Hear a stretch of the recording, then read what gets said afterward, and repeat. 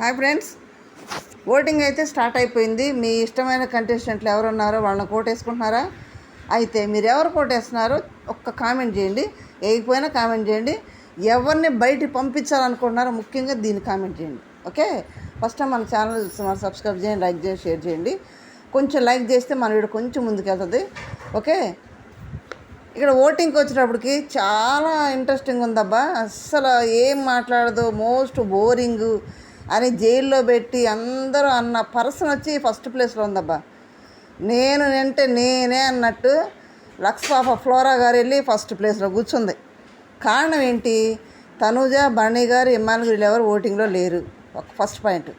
Second వచ్చి వీళ్ళ మీద కోపంతో ఫ్లోరా ఓటింగ్ వేసి ఫ్లోరాని హై పిచ్లో పెట్టేశారు. ఎవరి మీద? ఈ కామనర్స్ మీద కోపంతో. జనానికి వీళ్ళ మీద పీకలు దాకుంది. నిన్న నామినేషన్ చూస్తే లైవ్లో కానీ, లైవ్లో ఇంకెక్కువ నడుచుద్దిలే, లైవ్లో ఎక్కువ టైం తీసుకుంటుంది. ఎపిసోడ్లో కొంచెం చూస్తారు కాబట్టి దానికే జనం ఇరిటేషన్కి ఫీల్ అయిపోతున్నారు. ఈ మొఖాలు చూడలేమురా బాబు అన్నట్టు తయారవుతున్నారు వాళ్ళే బయట కూడా. అందుకే వాళ్ళని అట్లా అంటుంది. ఓకే, వాళ్ళ మీద కోపంతో కూడా ఫ్లోరాకి ఫుల్ ఓటింగ్ పడుతుంది. ఫస్ట్ ప్లేస్లో ఉంది. నేను కిందకి రాను, నేను తగ్గను అన్నట్టు టాప్లో కూర్చుంది వెళ్ళి. నెక్స్ట్ వచ్చి రాము ఉన్నారు. సెకండ్ ప్లేస్లో రాము ఉన్నాడు. రాము నిన్న రీతు మాట్లాడి ఏదో కన్ఫ్యూజన్ ఆడాడు. రీతు కూడా లైవ్లో అడిగింది ఏమని, నీకోసం నా ఫ్రెండ్ అయిన తనుజతో కొట్లాడాను, నేను నిన్ను ఓనర్ చేయడానికి కూడా ఒప్పుకుంది లైవ్లో. కానీ రాము చాలా కన్నింగ్గా అక్కడేసే ప్లాన్ అక్కడేస్తున్నాడు, ఇక్కడేసే ప్లాన్ ఇక్కడేస్తున్నాడు. అయితే తను కన్ఫ్యూజ్ అయిపోతున్నాడు. ఎటుండాలి? గోడ మీద పిల్లి లెక్క. ఇటు మాట ఇటు చెప్తున్నాడు, ఇటు మాట ఇటు చెప్తున్నాడు.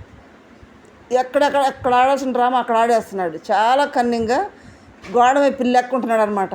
కన్ఫ్యూజ్ అవుతున్నాడు అంటే కన్ఫ్యూజ్ కాదు, తెలివిగా ప్రవర్తిస్తున్నాడు. వాళ్ళకి మంచోడు అనిపించుకుంటున్నాడు, వీళ్ళకి మంచోడు అనిపించుకుంటున్నాడు. అది నిన్న భరణి గారికి అర్థమైంది, భరణి మాల్ గారికి అర్థమైంది. రాము ఏదో తేడాగా ఉన్నాడు.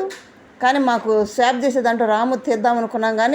కానీ రాము ఎక్కడ ఉంటున్నాడు, ఇక్కడ మాట అక్కడ చెప్తున్నాడు కాబట్టి రాము తీయాలనిపించలేదని నిమ్మానేలు భరణి గారు మాట్లాడుకుంటున్నారు. ఓకే, ఆ గోడ మీద బిల్లు ఎక్కుంటాం చాలా డేంజర్. అది ఉంటే ఎటో ఒక వైపు ఉండాలి, అప్పుడు ఆడియన్స్ కూడా కనెక్ట్ అవుతారు. గోడ మీద పిల్లి ఎక్కుంటే వీడేంటారు అక్కడ మాట ఇక్కడ మాట నారదుల వారి పాత్ర పోషిస్తున్నాడని జనం పక్కన పెట్టేస్తారు. ఓకే, అయినా సెకండ్ పొజిషన్లో ఉన్నాడు రాము. థర్డ్ వచ్చి హరిత హరీష్ గారు. ఈ హరిత హరీష్ గారు ఎవరేమన్నా తన మీద జోకులు వేసినా, తను తక్కువ చేసి మాట్లాడినా, తను ఏమన్నా అన్నా, తన బ్యాక్గ్రౌండ్ గురించి మాట్లాడినా, అడిగినా కోపడతాడు, ఇసుక్కుంటాడు, జవాబు చెప్పకుండా వెళ్ళిపోతాడు.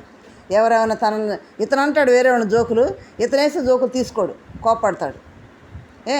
ఇతను అందరి విషయాలు అడుగుతాడు, ఇతని విషయాలు మాత్రం ఎవరు చెప్పడు, అడిగితే కోపడతాడు, సీరియస్ అయిపోతాడు. ఇతనైతే అందరినీ లెక్కలేకుండా మాట్లాడతాడు. వాళ్ళ బిహేవియర్ల గురించి వాడి గురించి మాట్లాడతాడు. తిరిగి ఇతను ఏమనంటే మాత్రం రెచ్చిపోయి మాట్లాడతాడు, నోటికి వచ్చినట్టు మాట్లాడేస్తున్నాడు. లత్కూర అంటాడు, మొన్న రెడ్ ఫ్లవర్ అన్నాడు, తర్వాత ఇమ్మాన్లు బాడీ షేవింగ్ చేశాడు.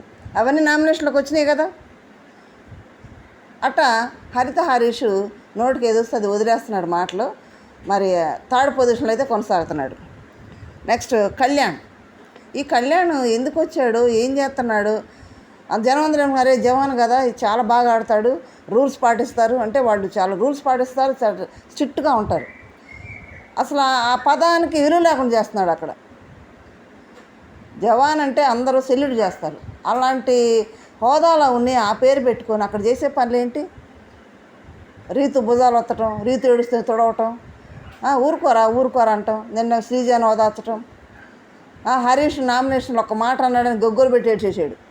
ఒక మాట అన్నాడు, ఆ మాట అనేది రివ్యూలో నామినేషన్ గురించి చెప్పే దాంట్లో చెప్తాను ఏమన్నాడు అనేది.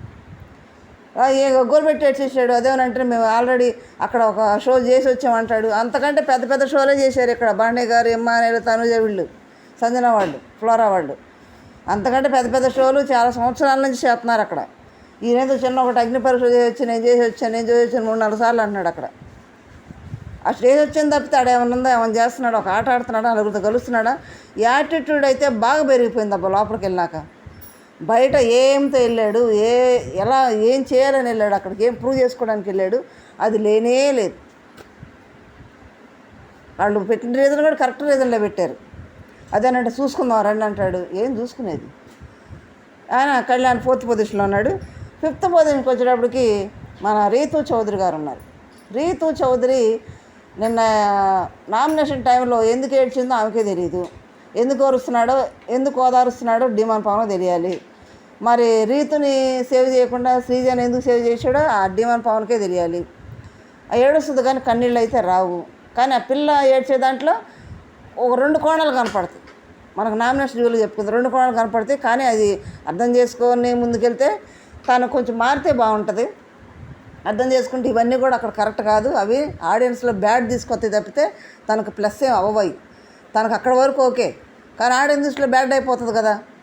అది కొంచెం అర్థం చేసుకొని ఆ పిల్ల ముందుకెళ్తే బాగుంటుంది. రీతు చౌదరి వచ్చి 5th పొజిషన్లో ఉంది. 6th వచ్చి మొన్న మిస్ అయిపోయింది. అబ్బా బతికిపోయిందిరా బాబు అనుకున్నారు ఆడియన్స్. ఎందుకంటే మర్యాద మనిషి కంటే కూడా ప్రియానే బయటికి వెళ్ళాలనుకున్నారు ఆడియన్స్. కానీ ప్రియా బతికిపోయింది మొన్న. ఇప్పుడైతే బతికిపోయట్లేదబ్బా, గండం గట్టిగా ఉన్నట్టుంది.